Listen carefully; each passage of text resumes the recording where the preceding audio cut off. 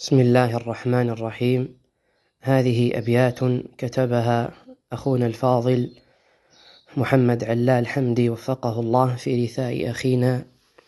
الفاضل أبي حاتم موسى عقاقنا رحمه الله رحمة واسعة. يقول فيها: أنفسي هل فجعت بما دهاك وكفكفت الدموع لما عراك، أمن الرزء جل فليس يغني خليلا لو بكى يوما بكاك، ولو جمعت عيون الخلق طرا لتبكي من بكاك لما كفاك،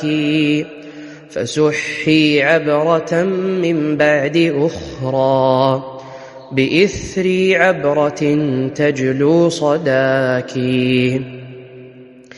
على جدث الخليل وقد توارى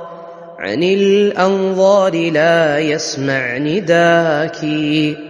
فقد فجع القديد وساكنوه وشعبة قد دهاها ما دهاك، عشية إذ ثوى موسى صريعا وأهله والحماة فما عساك، رقيق القلب في عز فقدتي أنيس الروح إن خطب أتاك،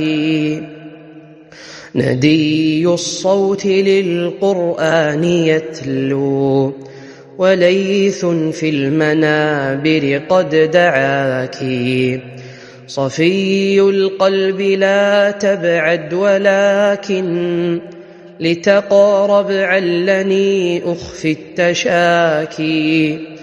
أحقا إخوتي أن لست ألقى رفيقي دائبا فرحا وباكي، فنستبق المجالس في وداد ونفترع المسائل في اشتباك،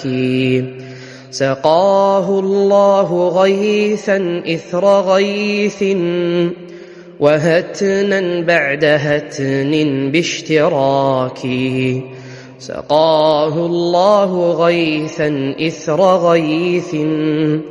وهتنا بعد هتن باشتراك. ولا حول ولا قوة إلا بالله العلي العظيم.